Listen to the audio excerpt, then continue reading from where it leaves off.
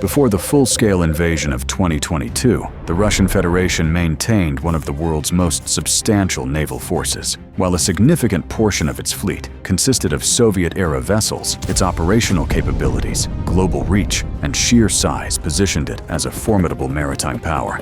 However, the strategic decision to launch a wide-ranging offensive against Ukraine initiated a period of unprecedented attrition for the Russian Navy, particularly its Black Sea Fleet. Despite lacking a conventional navy of its own, Ukraine has systematically degraded Russian naval dominance through a sophisticated asymmetric campaign, fundamentally altering the strategic balance in the region. What follows is a chronological account of the key engagements that have defined this naval conflict. The campaign began in the early weeks of the war, on March 22, 2022. A Russian Raptor-class Project 03160 high-speed coastal patrol boat was struck by a Ukrainian anti-tank guided missile. The vessel sustained significant damage and was subsequently observed being towed away from the operational area. This incident marked an early success for Ukraine's coastal defense forces, demonstrating their ability to engage and neutralize fast-moving Russian naval assets. Just 2 days later, on March 24, 2022, Ukrainian forces executed a more significant strike. At the port of Berdyansk, the Alligator-class landing ship Saratov was engulfed in fire following a precision strike. The Ukrainian Navy claimed responsibility, stating the attack was conducted using OTR-21 Tochka short-range tactical ballistic missiles. While Russian officials acknowledged the fire and the ship's removal from the port, they did not confirm the cause. The loss was strategically notable. The Saratov was one of only 3 such Cold War-era landing ships in active service with the Russian Navy. In the immediate aftermath, 2 other Rapucha-class landing ships docked nearby. The Cesar Kunikov and the Novocherkassk were also observed departing the area under duress, with reports of fire and smoke on their decks. The Slava-class guided missile cruiser Moskva, the flagship of the Black Sea Fleet, was targeted. This vessel was Russia's premier naval asset in the region, leading the naval assault on Ukraine and playing a central command and control role, including in the initial attack on Snake Island. Ukrainian forces reported striking the cruiser with 2 indigenously developed Neptune anti-ship cruise missiles launched from a coastal battery. A massive explosion ensued, leading to a significant fire. A day later, while under tow in rough seas, the Moskva sank. Russian officials confirmed the sinking, but attributed it to an ammunition fire and stormy weather. The loss of the Moskva was a catastrophic blow to Russian prestige and operational capability, representing the largest Soviet or Russian warship sunk in combat since World War II. Its destruction, named after the Russian capital, carried immense symbolic weight and significantly reduced the fleet's air defense umbrella. The following month saw a sustained campaign against smaller Russian vessels.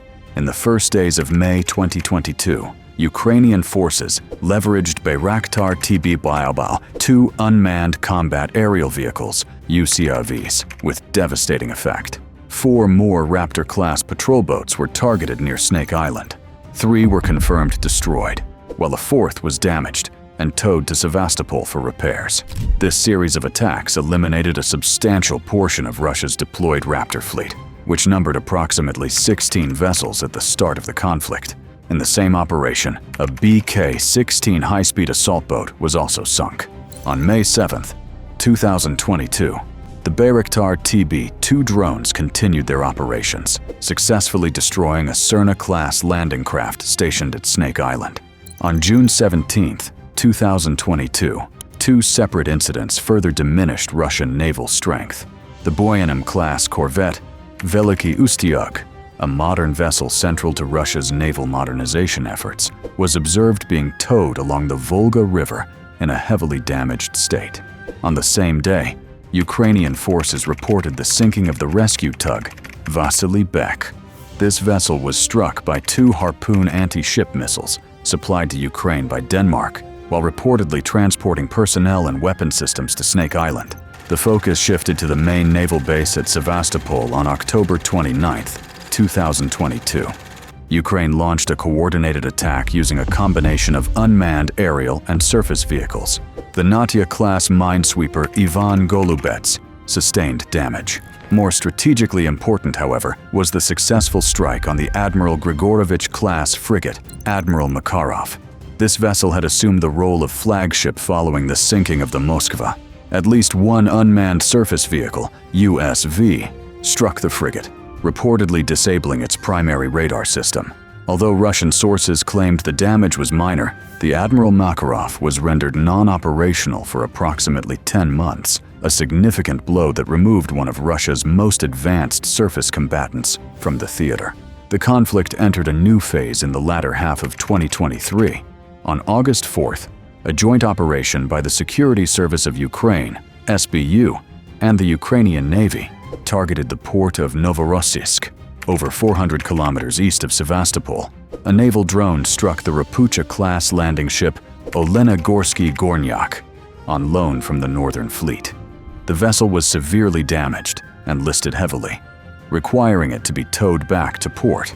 This attack demonstrated Ukraine's expanding operational reach and forced a tactical shift, with Russian naval commanders dispersing their remaining assets across the Black Sea. On September 13, 2023, a nighttime raid on the Sevastopol shipyard yielded another major success. Ukrainian Air Force Sukhoi Su-24 tactical bombers, armed with British-supplied Storm Shadow cruise missiles, struck vessels in dry dock. The Rapucha-class landing ship Minsk was visibly destroyed, and the improved Kilo-class attack submarine Rostov-na-Donu suffered catastrophic damage, rendering it likely beyond economic repair. The attack also severely damaged the shipyard's repair facilities, further complicating Russia's ability to maintain and service its fleet. During the same complex operation, a Tunets-class patrol boat was also reported sunk. Later that month, on September 24, 2023, the Project 22,160 patrol ship Sergei Kotov was damaged by naval drones. Ukrainian strikes continued into the autumn. On November 4, 2023, cruise missiles targeted the Zaliv shipbuilding yard in Kerch, Crimea. The strike hit the newly built Karakurt-class corvette Askold, a vessel armed with Kaliber cruise missiles. The corvette, which was still undergoing sea trials, was assessed as a total loss.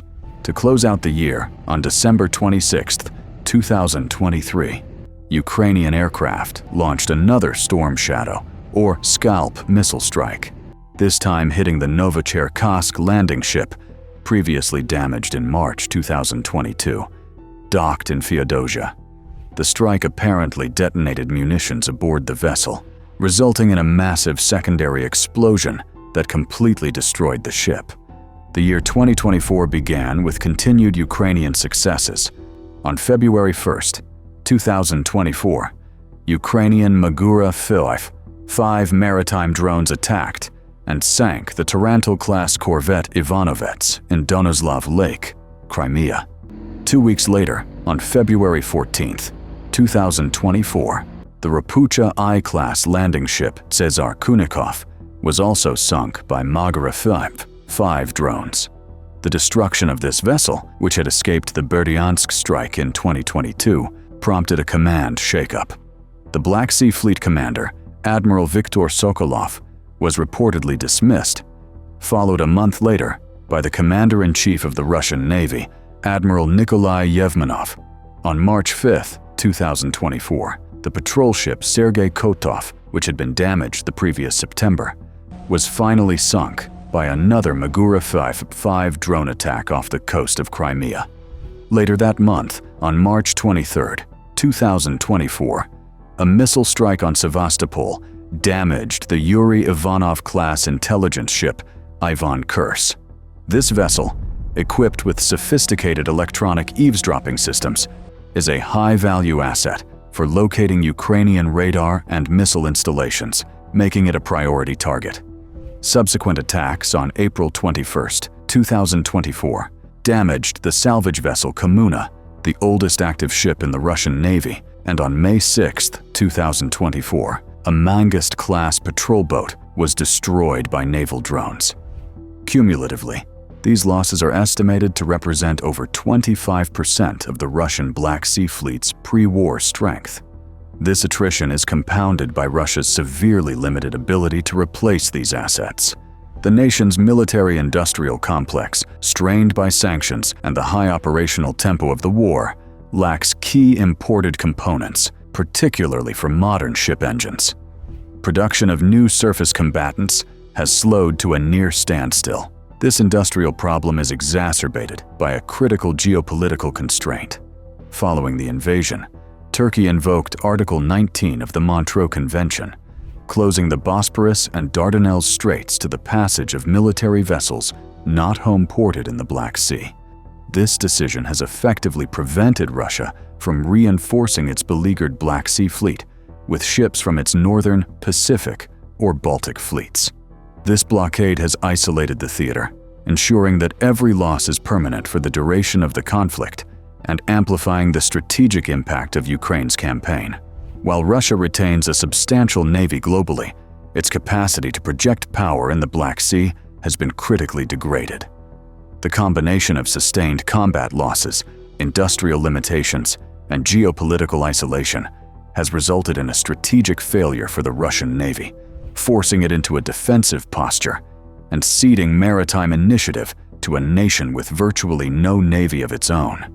Now, in recent times, by September 2025, this dynamic has not only continued, but has accelerated, effectively neutralizing the remnants of the Black Sea Fleet as an offensive force.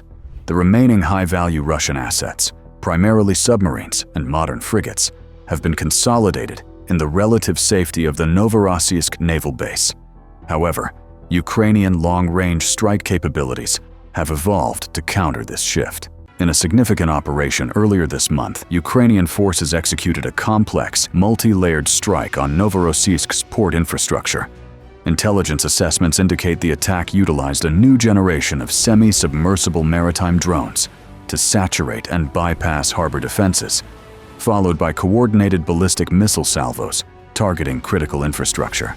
The primary objective was not necessarily to sink the remaining combat vessels, but to cripple their support systems. Initial battle damage assessments report that the strike successfully destroyed a primary munitions loading facility and severely damaged the dry dock infrastructure essential for submarine maintenance.